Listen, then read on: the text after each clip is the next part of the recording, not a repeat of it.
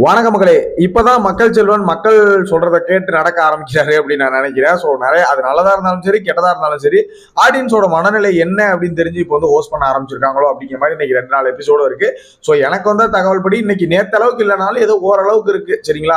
இந்த பிரச்சனை இந்த அப்பா பிரச்சனையை பத்தியும் அப்புறம் டபுள் எவிக்ஷன் வச்சு ஓரளவுக்கு இருக்குங்கிறதா. ஸோ இன்னைக்கான 2வது ப்ரோமோ ரிலீஸ் ஆயிருக்கு. இதுல வந்து பாத்தீங்கன்னா அந்த அப்பா பிரச்சனை சௌந்தர்யா ஜாக்லின் அண்ட் தர்சிகாக்குள்ள நடந்த அப்பா பிரச்சனையை பத்தி பேசுறாங்க. ஸோ அது என்ன ஏதுங்கிறத டீடெயிலா பார்க்கலாம். அதுக்கு முன்னாடி சேனல் புதுசா பார்க்கணும் நம்ம channel exclusive and live update review போட்டுட்டு இருக்கோம். ஸோ மறக்காம சேனலை சப்ஸ்கிரைப் பண்ணி வீடியோக்கு லைக் கொடுத்துருங்க. நீங்க கொடுக்குற ஒரு லைக் நமக்கு பெரிய சப்போர்ட்டா இருக்கும். ஸோ மறக்காம லைக் பண்ணிக்கோங்க. இன்னைக்கான 2வது ப்ரோமோ வந்து ரிலீஸ் ஆகுது. ஸோ நிறைய பேர் கேட்ட கேள்வி லைவ் கமெண்ட்ஸ் எல்லாத்துலயுமே ப்ரோ இந்த அப்பா பிரச்சனையை பத்தி பேசவே இல்லைங்க, அப்பா பத்தி பேசணும், தர்சிகா கரெக்டா, தர்சிகா கேட்டிருக்கணும், தர்சிகா வெளியே அனுப்பணும் அப்படி இப்படின்னு நிறைய கமெண்ட்ஸ் வந்து வந்துருந்துச்சு. ஸோ அதுக்கான ஆன்சர் இப்போ வந்து சொல்லியிருக்கோம். ஸோ இந்த ப்ரோமோல விஜய் சேதுபதி அவர்கள் வராரு. தர்சிகாவை எழுப்பி நீங்க சொன்னது சரியா அப்படின்னு கேட்கிறாரு. அதாவது ட்ராக்கை ஃபர்ஸ்ட் தர்சிகா பக்கம் விட்டு அப்படி பிடிப்பாரு. இவர் எப்பவுமே எப்படின்னா யார் தப்பு பண்ணாங்களோ அவங்களுக்கு சப்போர்ட் பண்ற மாதிரி போய் தான் பிடிப்பாரு. பட் இந்த டைம் அதே தான் பண்றாருங்கிறதா எனக்கு தோணுது. ஃபர்ஸ்ட் தர்சிகா நீங்க சொன்னது தப்பு அப்படிங்கிறத அவர் மென்ஷன் பண்றாரு.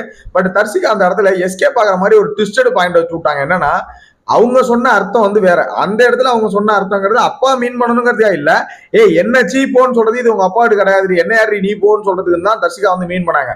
பட் இங்க என்ன சொல்லிட்டாங்க அப்படின்னா இது உங்க அப்பா வீடு கிடையாது, நம்ம இங்க விளையாடுறதுக்கு வந்திருக்கோண்டி அப்படிங்கிற மாதிரி மீன் பண்ணன்னு சொல்லிட்டாங்க.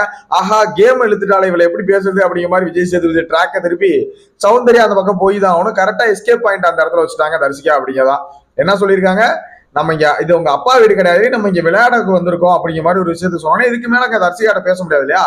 அப்புறம் நேரா சௌந்தர்யா ஜாக்லின் வந்து கேட்கறாங்க. ஜாக்லின் உடனே வழக்கம் போல ஒரு எஸ்கேப்பிங் வச்சிருப்பாங்களே, சார் தப்பு தான் சார், சரி சார் தப்பு தான் சார்னு ஒரு எஸ்கேப்பிங் வச்சிருப்பாங்களே, அதை நேரத்தே அடிச்சாரு, இன்னும் திருந்த மாட்டாங்க ஜாக்லின் அப்படிங்கிறதா. ஸோ தப்பு தான் சார்னு எஸ்கேப் ஆக ட்ரை பண்றாங்க. அது தப்புக்கு இப்பெல்லாம் இல்லைங்க, நீங்க சொல்லுங்க நீங்க என்ன பண்ணீங்கன்னு அதை சொல்லுங்க அப்படிங்கிற மாதிரி பேசுறாரு.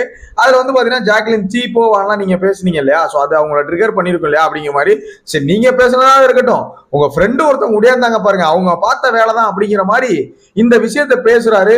வார்னிங் கொடுக்க போறாரா, எல்லோ கார்டு கொடுக்க போறாரு, என்ன பண்ண போறாங்கன்னு தெரியல. பாப்போம் என்ன நடக்குதுன்னு. அநேகமா எனக்கு தெரிஞ்சு வார்ன் பண்ணி விட்டுருவாங்க, ஸ்ட்ரைக் கார்டு கொடுத்தா நல்லா இருக்கும் நான் எதிர்பார்க்கிறேன்.